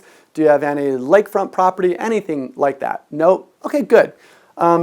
We know you have debt, because you said you have debt from your car payment. So let's go through here and say you have a car payment. And I know that you think, you said $500, right? Yep. We do $500, and they owe for 19 months. So, Mom and Dad, can you grab a calculator real quick? What's 500 times 19 months? It's really funny because they get them to give you the answer. Do not give them the answer. So, Mom and Dad, could you grab your phone and check this out? We're going to need that calculator for a few more things, so could you keep it out? So they owe $9,500. And we know that's 19 months that they owe. All right, Mom and Dad, do you have any credit card debt? Yep, we have credit card debt. Good. How much are you making on credit card payments? $4,000. We're doing $400 a month payments. How much do you owe? $8,000. And this is where I get very specific with the clients. You need to make sure that you clarify this credit card debt. So Mom and Dad, is this credit card debt your monthly running total? Because when I say credit card debt, what I'm looking for is, do you have any credit cards with a balance that you don't use anymore that you're just trying to pay down? And that's what this credit card is for. So they say that, yeah, we have an $8,000 balance and we make $400 a month payment on it. And I say, good. So if we pay this off, we've freed up $400. Yes. Okay, good. So do you have any other debt or anything else? And so they say no. And so I say to them, guys, look, this is what we're going to solve for. You told me you want to help your kids go to college. And what I want to do is encourage you to kind of like trust this next phrase because it's very important. This is going to be solved by your information here. There are TV pundits, there are radio personalities, and there are people that are out there that will tell you if you want to do this, you're going to have to go on rice and beans, you're going to have to stop going on vacations, you're going to have to sell the new car, get rid of cable TV, get rid of your cell phones, and you're going to have to pay the debt off a little bit at a time in order to do it. Why doesn't that work in your particular case, Mom and Dad? Because as you're trying to get rid of this debt, you have to incur more. It's impossible. So as you're trying to pay for this and the roof blows off the house and you need $15,000 while you're trying to get rid of debt, you're just in a mess. I have a different theory. I am going to help you by looking at what you're doing. We're going to build a plan to pay for all these different things without going broke, without putting you on rice and beans, without getting rid of the cable TV, without, I don't know, all these other things, getting rid of your cell phones, selling your new car. The reason that I share this really with people is this. Somebody in your income category, you guys are doing really well, $185,000 per year. If I told you to be able to do the things that you wanted to do, you're going to have to sell your car, you can't go on vacations, you're going to have to get rid of your cell phones, your smartphones, your cable TV, and all these different things. How long before you say, forget it, I'm not doing this? The average is 4 months. And you just say, forget it, we'll figure it out. So what I'm sharing with you is that we're going to build a plan to pay for all these things without changing your lifestyle and without going broke while we're doing it. And you'll be able to pay for the things on your 360 Life Plan circle. So one of the things I tell people is this. Do you remember Parkinson's Law? Parkinson's Law number 2 says, your expenses will always rise to match the available income. So if I pay this car off, that $500 a month that was flowing to that event, we know already that you can afford all of this money going out because you have $300 going straight to savings. So what I'm proposing to you is that we're going to keep the money flowing out, but we're just going to change the destination. And we're going to change the events that the money is coming from or to. So here's an example. Have you ever been flipped like a wet pancake with a slotted spatula? Think about that. Things are going to get messy. We're going to talk about every single thing that you're doing up here. And we're going to ask like 4 or 5 very specific questions. Is the event the money going to for a positive event or a negative event? Is where you're putting the money, is it liquid? Is it going to be taxed? Are the taxes going to be higher or lower? Do you have to have a penalty to access the money? When you go through it, could the value of the money where it's at go down in value, or is it guaranteed to grow? We're going to go through these different things, and we're going to ask these for everything, and we're going to look at things. So remember, one of the things that we were talking about is that this is your 360 life plan. And you know, we know your last name is Dalt, if you will. And so what we're looking at is the Dalt plan. I asked you if we put that $500,000 in here, would that have changed your life? So let me give you an example. You have an $80,000 home remodel and you need to borrow money. Where would you go to get the money? You need to go to a bank. So in order for a bank to succeed, it has to have cash. And as you spend the cash, you have to replace it with cash flow. I ask everybody this: what's more important to a bank, cash or cash flow? What's more important to you, mom and dad, cash or cash flow? Let them answer. Why do you let them answer? Because I want them to start thinking about this stuff. And the answer is cash flow. If I give you $100,000 and you spend $100,000, you're broke.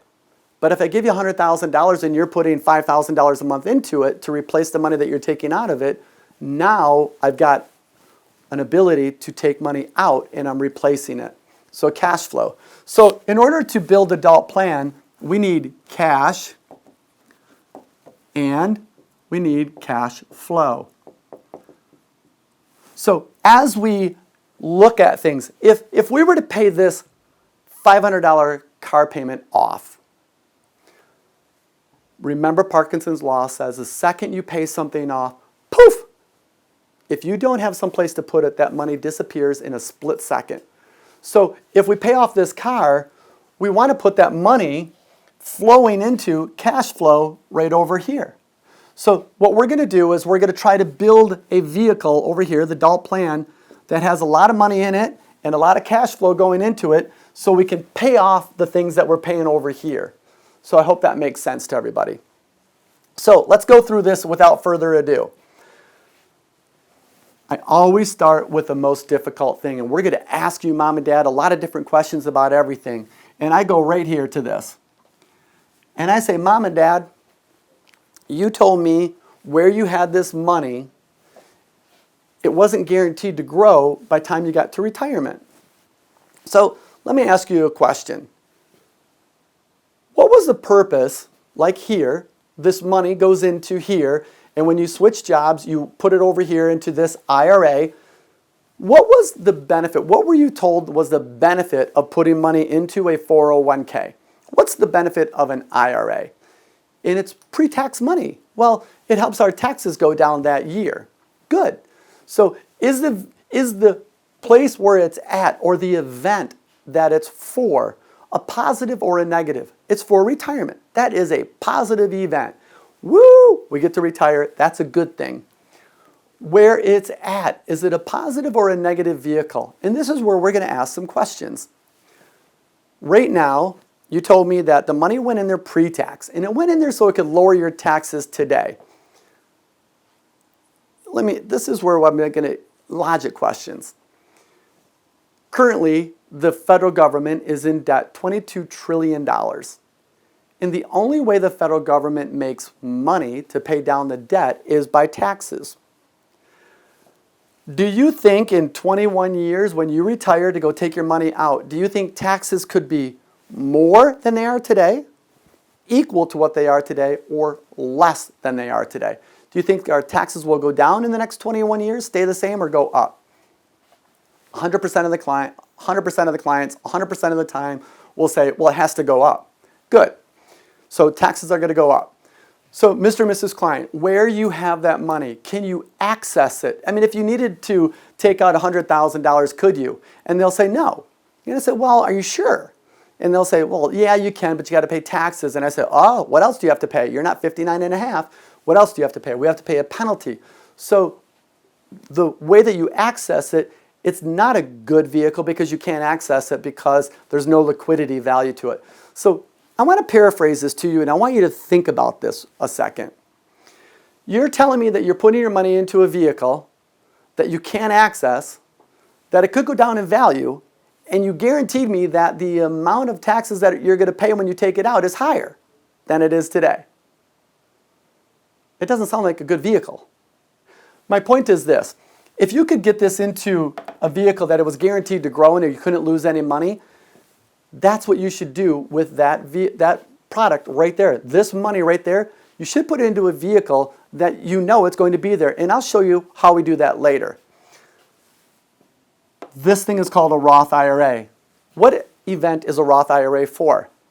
Yep, retirement. We've already established that's a great event. Did the money go in post-tax or pre-tax? Post-tax. So if it went in post-tax, if you terminated it today, do you have to pay taxes and penalties on it? Well, you only have to pay taxes on the amount of growth, not the whole thing. So when I go through here and I say, Mom and Dad, let me just talk about this. Could the value of this go up or down? It could go down. Can you access it to use it for whatever you want? No. Whatever it is, that's their answer. No, you can't. So let me ask you a question. If you terminated it today, if you did, how much money would you end up with at the end? Well, you had $1,000 of growth into it.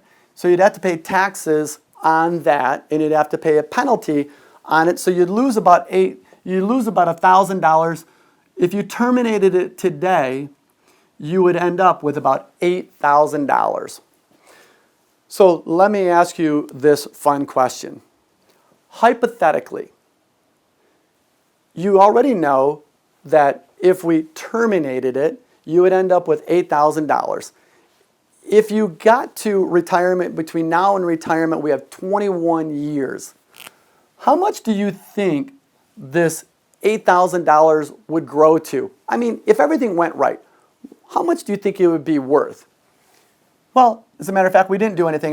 Let's say the $9,000. How much do you think the $9,000 would be worth in 21 years? Whatever they give you for an answer, make sure it's within reason. But if they say that, we think it's going to be worth $25,000, say great. You think it's going to grow to $25,000. Awesome.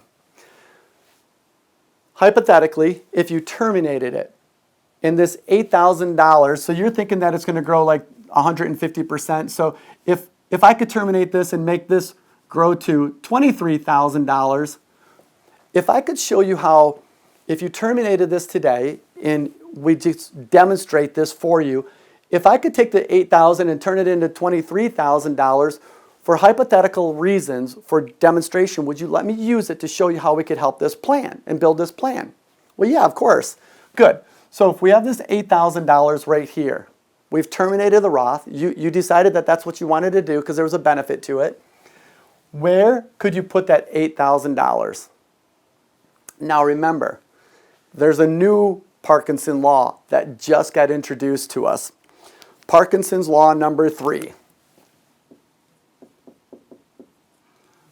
Parkinson's law number 3 says, any unexpected money that we know we're going to get is spent before we get it. Any unexpected money that we're going to get is spent before we get it. When you do your taxes and if you get a refund, you know that you're going to get a refund and you're waiting for it to come. Before you even get it, it's spent.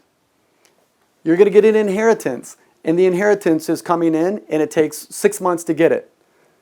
You know it's spent before you get it. So in order to beat Parkinson's law, like we did on Parkinson's law number 2, Parkinson's law number 3 says, if we free up unexpected money, if you put it into another plan before you spend it, you change the law.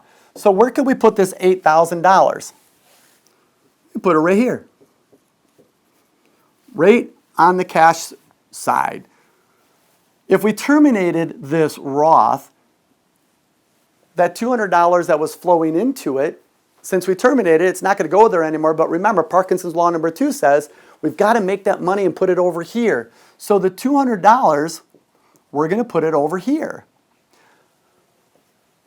We've already freed up $8,000 and $200 a month to help pay for the college. So I go right to this right here. Mom and Dad, the guy that wrote and created, the author of the 401k, he wrote a scathing article in the Wall Street Journal, and he put into it his biggest regret was creating the 401k. It didn't do what he wanted it to do. So I submit to you this. You cannot do anything with this. You cannot do anything with this. But the best money in the world that you could invest is matched money. So if you're getting a matched 401k, that means that you're going to get, in this case, you're going to get a quarter of it is matched. So $300 of it is matched. He states in his article, the worst investment in the world is unmatched 401k money. I tell all my clients, put 100% up to the match and then put the rest of it into your own investment vehicle. If we change this, instead of putting in $1,300 into our 401k, we're leaving $300 flowing into it. They're going to put in $300 for the match. We freed up $1,000. Where could we put that? We could put that over here, but this is pre-tax money. So if we took out the taxes of 25%, you're going to end up with about $800 of cash flow. The reason is that you're putting money into a vehicle you can't access. You told me the taxes are going to be higher when you pull it out, and you can't take it out or not, and it could go down in value. Leave this $600 a month going into it, take this $1,000 and put it someplace else. The 403b doesn't get a match, so could we do the same exact thing? Take this $300, put it over here, pay our taxes, and we're left with about $200. So put the $200 over here. Is that a possibility? Absolutely. So then we look right down here. We've gone through this part of it. And I go to the savings and I say, Mom and Dad, this $18,000. How long has that money been there? And they said, Dad, it's been at least $18,000 forever. We put our bonuses in there. We put our refunds in there. We put the $300 in there. But you know what I mean? If it's there over anything over like $18,000, $15,000, we always spend it. And I said, so how many times do you replenish it per year outside of the $300? Well, he gets a bonus. He gets about a $15,000 bonus after taxes. It's about $8,000, and they get a refund of a few thousand. And I said, great. So if we took $10,000 of this and left you an $8,000 balance, and you're going to put your taxes, because it's, you know, right now you're going to get a tax refund soon. If we took $10,000, would that be okay for demonstrative purposes? Would you let me take that $10,000 and put it over in your plan? Yes. Good. We already know that you're putting all that other money in there from your refund and your bonuses. Would you let me take, can we take 200 of this and flow it into your plan, and we'll just contribute 100 over there? Just for demonstrative purposes, would you let me show you what it could look like if we rearrange this? Absolutely. Good. So now we put $200 over here. That brings us to this right here. I'm going to go through this extensively in a training video of how to go through this, but I'm going to tell you right now, in a meeting, I would go through it, and I'm going to go through it a little bit today at a very high level, but here's what I suggest to my clients. Mr. and Mrs. Client, you have 22 years to go before your house is paid off. You have 21 years before you retire. How important is it for you to have your house paid off by retirement? Really important, John. We really want it paid off. Good. That's fine. Let's get it paid off when you retire. But let me ask you a question. Between now and retirement, if I could show you how to have the bank or the mortgage company pay you a big chunk of money right now, and they would lower your payment dramatically and give you money, and we could still pay it off in 22 years, would you let me show you how that would look? And they would say, yeah, we don't understand it, but, you know, aren't we supposed to have our house paid off as quickly as possible? And I said, well, if that's what you believe, that's true, but you have 22 years to go. and you have all those things to pay for, so I don't think you're going to have your house paid off early. Do you think you will? No. Good. So if I could show you how to use it now, between now and when you get to retirement and still pay it off at retirement, would you let me show you how it would look? Yes.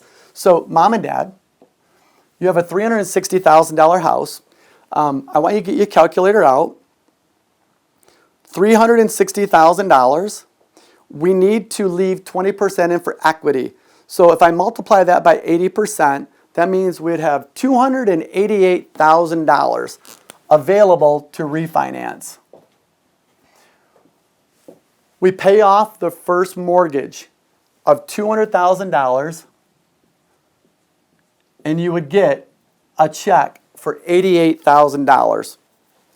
I happen to have an app on my phone. It's called Carl's Mortgage Calculator. And what it says is that the property value is $288,000 is how much we're going to refinance. We're at 3.85% interest over 30 years, and the new payment is $1,350.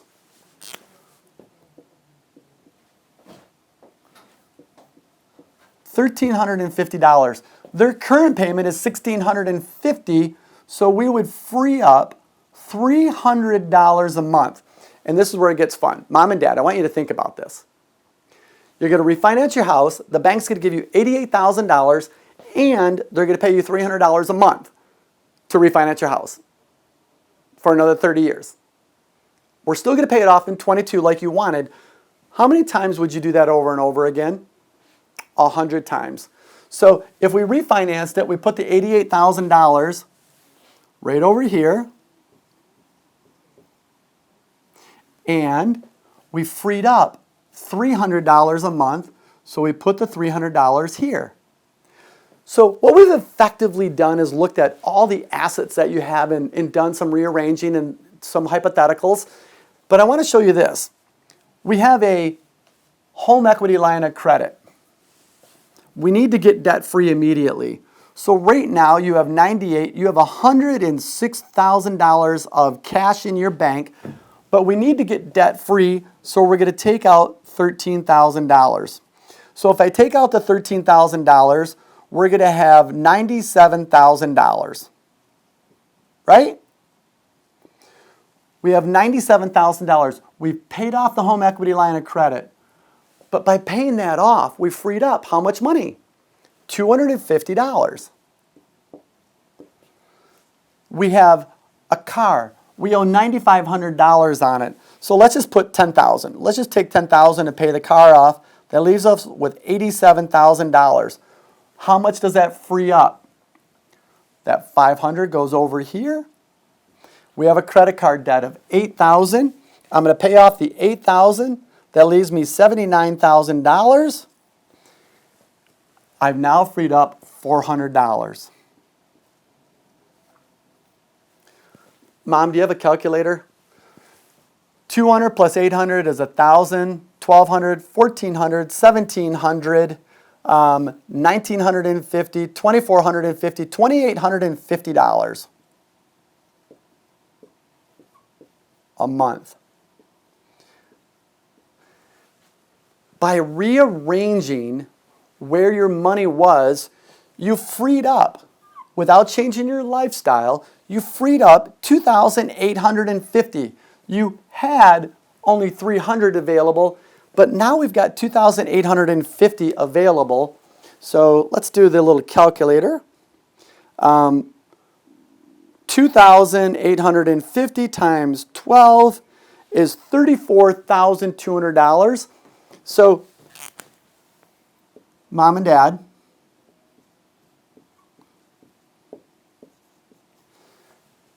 half hour ago, you told me you didn't have any clue how to pay for that. We freed up $79,000 one time, because that's just rearranging where you had your money. But you've also freed up $34,000 that you can contribute to your plan each and every year, because it was always flowing out. We're going to keep it flowing out. We just changed where it's going. Instead of going to these events, we're putting it over here into your event, the plan. That's a positive thing. because from this, we're going to be able to pay for college and the other things. So mom and dad, one of the things that I look at is we freed up $79,000 and $34,200. By doing that, did I cause you to go broke? No. So watch what we do. We have $79,000 and we have $34,000 a year to save.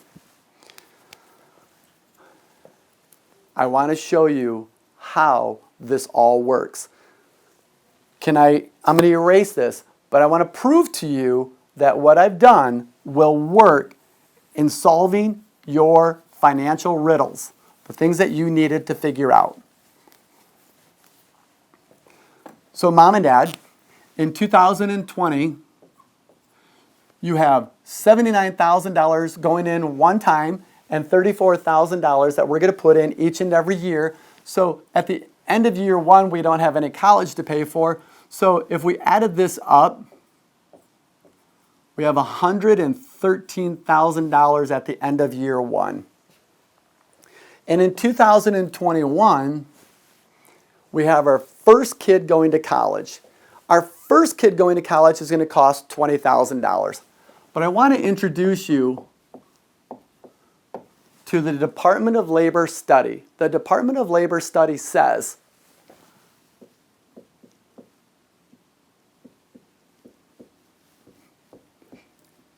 it cost $240,000 to raise a kid to the age of 18. So watch how this works. This is really cool.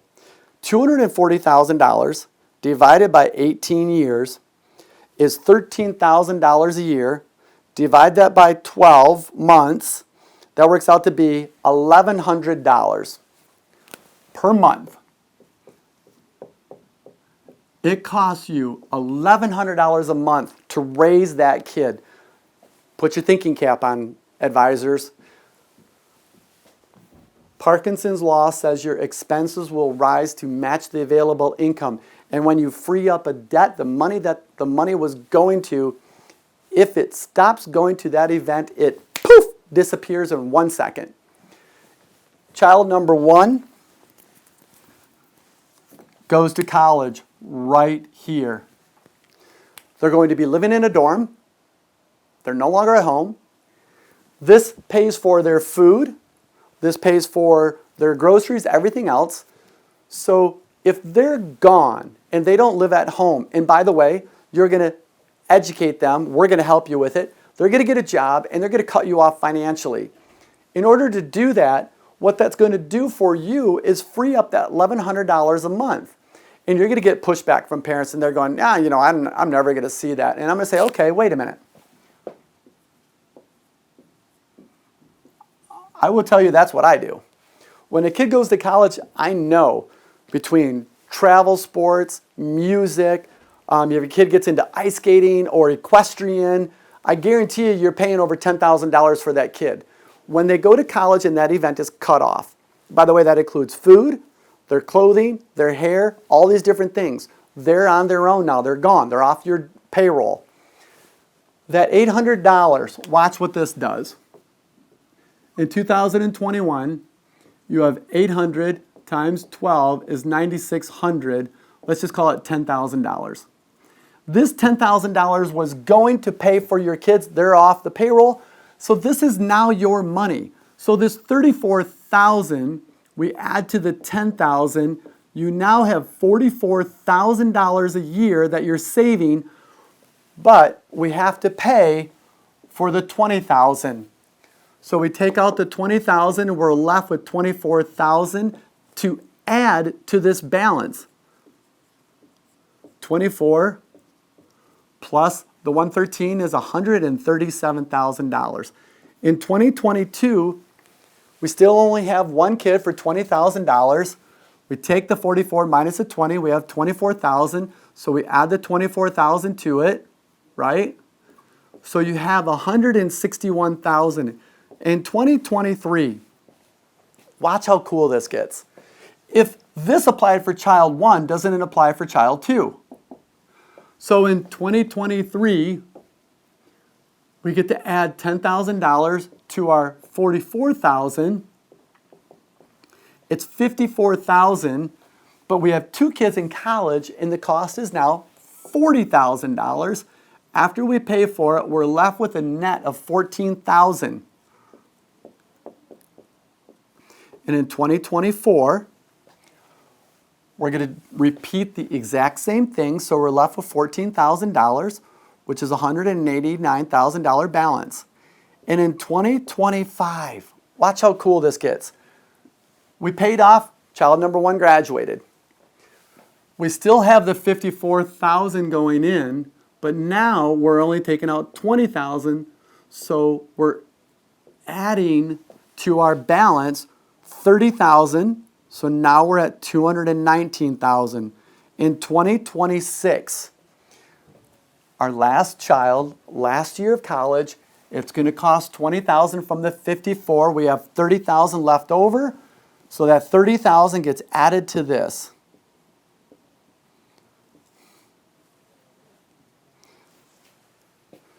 Mom and Dad, an hour ago you told me you didn't know how to pay for this. And I said, if you let me, I'll show you how you can do it without going broke and changing your lifestyle.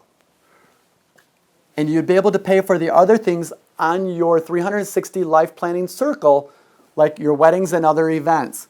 So Mom and Dad, after paying for your kids' college, you ended up at $249,000 after we paid for it. Did I change your lifestyle or ask you to go broke? It looks like you had over $100,000 every year, even after paying for that year of college. Watch how cool this gets. You're 47 and you wanted to work until 68, which is 21 years. 21 added to 2020 is 2041. We have 15 years to get to 2041. 15 years to save $54,000 with none going out to college. Mom and Dad, 54,000 times 15 equals $810,000. That $810,000 gets added to the $249,000 that they had left over.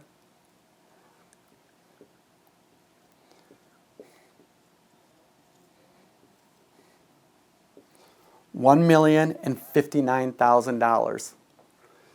You told me you thought you needed $1,500,000 to retire, and you said there's no way you're going to get there. You have $1 million right here, and you have $300,000 right here that you put into a vehicle so it can't get lost in value. You're still putting in $600 into your $230,000. You have $500,000 here right now. If it stayed the same and never went up in value, that's $500,000.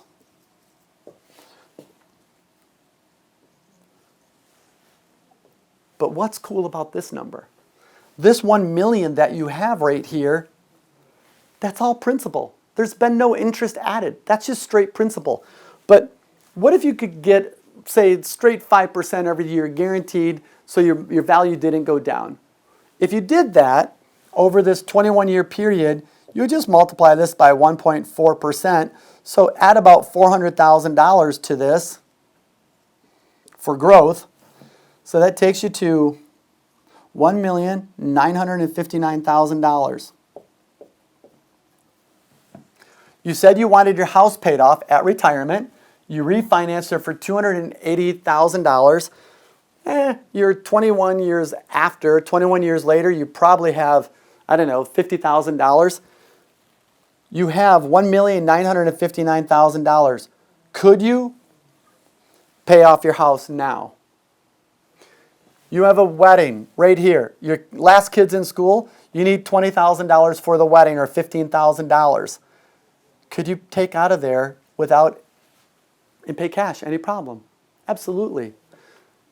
I want you to look at this. You told me you had no idea how to pay for college. You told me if you did, you would never get to the 1.5 million that you needed for retirement. And you knew if you did, you would have to change things up and go broke and borrow against things. We paid for everything. I didn't ask you to change your lifestyle. You never went broke. We paid for the college, and you ended up with more money than you thought you were going to have. And all we did was just rearranged what you were doing. We just changed it up. It's all math, Mom and Dad. It's all math. All we did is took what was going to some vehicles and we put it over here into your plan. We took some of the balances and used it into your plan. We paid off your debt and we took the money that was servicing that debt and put it into your plan. But look what it did. After paying for your kids' college, you now have more money than you could possibly pay. We could pay your house off just like you wanted to. So I want to ask you right now, Mom and Dad, I want you to look at this, everything that we've done, and I want you to tell me how you feel right now. So for advisors, I'll tell you what your clients are going to say, and you already know. This is where be prepared. You know, when they tell you why they're here, they're going to tell you some sad stories. But when you get right here, when you see the mom start crying because it's the first time in their life that they're looking at things and they believe with all their heart, you've given them hope that they can pay for their kids' college. You've given her hope that, and him hope that he actually can retire. You've changed their lives dramatically. They're going to stare in utter amazement. And they're going to say things like, John, it sounds too good to be true. Have an answer for it, and I have one for you. Mom and Dad, why do you think it is that after we figure out how to pay for the college, which whoever you were working with should have had a plan, we arranged and taught you how to start spending your money like the other person that you're working with should have done, and yet it's just math. We just rearranged what you were doing, but instinctively you said, John, it just sounds too good to be true. Why isn't everybody else doing this? Therein is the real question.